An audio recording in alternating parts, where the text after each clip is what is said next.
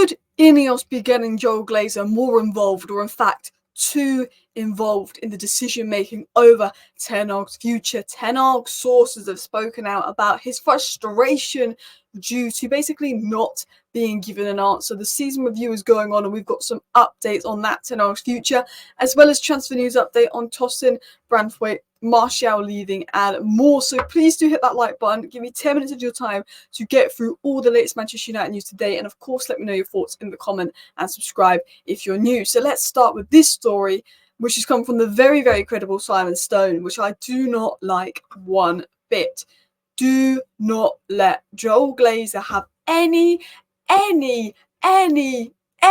involvement in the decision on Ten Hag's future. Joel Glazer and Sir Jim Ratcliffe are leading Manchester United's end-of-season review that will determine whether Erik Ten Hag remains in his job. There will be input from Wilcox and Brailsford. I don't want Brailsford involved. I don't want Ratcliffe involved. I don't want Joel Glazer involved in the decision, because they are not footballing people. They are the owners. They are the more financial people. I want Jason Wilcox and Barada and Ashworth breaking their gardening leave, making a decision. And if you can't get Barada and Ashworth's input in yet, then delay the decision and keep him for another year. I do not want Joel Glazer. Jim Ratcliffe could have a say if he's being briefed from a Barada and a Wilcox, but Joel Glazer knows nothing about football. Joel Glazer doesn't know the offside rule. Joel Glazer was saying that Cristiano Ronaldo was 16 when he joined United. Joel Glazer probably couldn't tell you who finished in the top four of the Premier League this season. He'd probably say Tottenham, Chelsea. Joel Glazer knows less about football than a bit of frog spawn. He really does. So if Joel Glazer is making any decision on Ten Hag's future and INEOS were allowing him to have a say, what a joke. Now, the only positive about Joel Glazer being involved is Joel Glazer's tight. Sacking Ten Hag's going to cost money. Okay, maybe there's more chance of Ten Hag staying from a financial perspective, and Joel Glazer only looks at things from financial perspectives.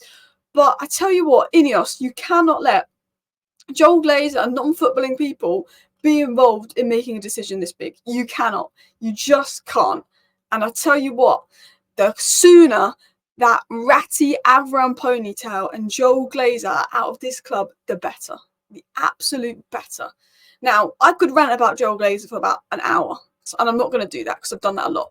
So we're now going to talk into the news where Ten Hag's sort of sources or briefs, I think coming from Ten Hag's camp, have spoken about his future and frustration. There's two bits of this brief. So it was said, Erik Ten Hag wants a quick decision to be made on his future, but the FA Cup win matters, as it means they must pay him a higher compensation fee should they move him on, said Paul Hurst.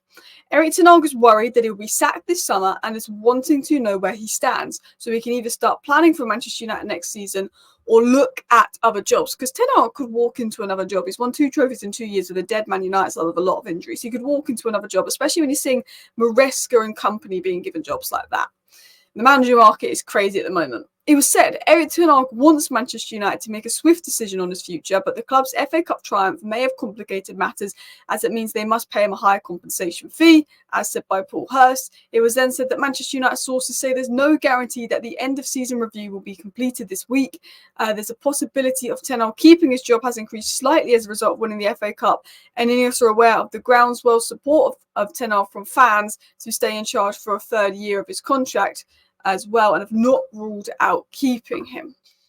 So let's quickly recap on this. This is clearly coming out from Ten Hag's side. I think Ten Hag is frustrated. I mean, his side is basically briefed that Ten Hag wants a quick decision to be made. Ten Hag's won the FA Cup. He's gone on holiday to relax, but he really can't relax because he doesn't know what his job entails. Is he going to be at Man United next season or not? If he's not, then he wants to go and work somewhere else because he's a guy that likes to work. And there's sort of two things that's been mentioned here. One, now we've won the FA Cup, sacking Ten Hag will be more difficult because one, it's a higher compensation fee. Two, more fans are behind Ten Hag and INEOS will not want to upset the fans too much. Three, you could see from that FA Cup final, the players are really playing for Ten Hag. And four, McKenna's staying at Ipswich. Yeah, Tuchel's a good manager, but Ten Hag had a better season than Poch, and Ten Hag had a better season than probably Thomas Frank last year, although I think Thomas Frank and Poch do play better football. But if you compare Ten Hag's football at Ajax to the football Thomas Frank and Poch play, then Ten Hag plays better football. He just can't do it at United because he hasn't got the players. Maybe INEOS would be like, do we really want to pay this much money to sack Ten Hag? do we really want to pay De Zerbi's 15 million compensation fee and 10 million to sack Ten Hag and 25 million to bring De Zerbi? And do we really want to do that? No, it's not worth it. Like, for example, Tuchel you can get for free, which is fair enough. Maybe it's a bit more worth it. I think they'll be saying, is Tuchel the man for the long-term project? Is Tuchel the man to take United forward? And I think at the end of the day, no. I think we're talking about, this manager having a good style of play and that manager having a good style of play, but Ten Hag had a good style of play at Ajax. He comes to United, can't play well. How many managers, even Rangnick, had a good style of play, comes to United, can't do that? How many managers with a good style of play come to United, can't do it because they don't have the personnel of the players? Nearly every single manager. I think Ten Hag wants to play good football. Johnny Evans said that Ten Hag basically should be given time because he's not playing the football he wants to play because he's had so many players out with injuries and he's won 2 trophies in 2 years and doing a good job. I understand if INEOS sacked Ten Hag, I do. I think this season has been awful. 8th place, -1 goal difference. The football has been absolutely atrocious this season, and Ten Hag is not blameless. Injuries or not, Ten Hag could do better. He's been stubborn, giving Anthony all that time over Ahmad, giving Eriksen a lot more time over Amrabat. I get that. But I also think, give Ten Hag 1 more year. I think he can play good football with the right signings and the main players available. And I hope they do. I feel like INEOS plan to sack him. FA Cup win, maybe put a spanner in the works. I don't think it will change their opinion too much, but maybe a bit of spanner in the works. They were speaking to other managers' reps. They plan to sack Ten Hag. We now win the FA Cup. Fans are behind Ten Hag. It's going to cost a bit more. Maybe it's put a spanner in the works. It was also said that Ten Hag is worried that he'll be sacked this summer. Ten Hag has come out and said, as far as I'm aware, I'm going to be here next season. INEOS told me they want to rebuild with me. That's what Ten Hag said publicly. But apparently he's actually a little bit worried because he's been given no clarity from INEOS, and he knows that INEOS are looking at other managers. He's like, if they're not giving me any clarity, if they're not telling me, yeah, you're fine, and they're looking at other managers, it's worrying because they're doing the season review. And I do feel sorry for Ten Hag. But the possibility of keeping his job has increased since winning the FA Cup, which is good. Which brings us on to the review. What is the latest on INEOS's manager review? This came in from James Ducker. Manchester United's hierarchy are conducting a thorough season review this week, out of which they will decide whether to stick or sack Ten Hag. Old Trafford sources have indicated that the review could run for a number of days and has no time limit as such, and will involve proper discussion and reflection before they arrive at a critical decision. So what I think is that we're either going to find out something today because the bank holiday is over and they'll make a decision today, or we're going to find something out potentially Friday on Ten Hag's future when he gets back from holiday. They're saying that basically the season review could take a couple of days, and that indicates to me, are they sacking him and they're waiting for the sort of the glory of the FA Cup win to fade out and then they could sack him because we're still living off the hype of the FA Cup win? That's what I think. I still think they're going to sack him. I hope he stays, but I still think they're going to sack him deep down. But they're conducting a season review that could take a couple of days. Considering it was sort of said a few days ago that just him, and now they're making a season review that's a couple of days long, I think there's definitely uncertainty in the INEOS camp of what they'll do. I think INEOS made a decision weeks ago, but I think they're having a meeting to just check, is that the right decision? I think there's a lot of uncertainty over, should we actually sack Ten Hag because, well, is De Zerbi an improvement on Ten Hag? No. Is Thomas Frank an improvement on Ten Hag? No. Is Poch an improvement on Ten Hag? Potentially, but no, not really. When you base it off what we've seen in the last couple of years, Ten Hag's won 2 trophies in 2 years. Is Tuchel an upgrade on Ten Hag? Yes, but is Tuchel a long-term manager that fits the project? That's the question there. McKenna is potentially not ready.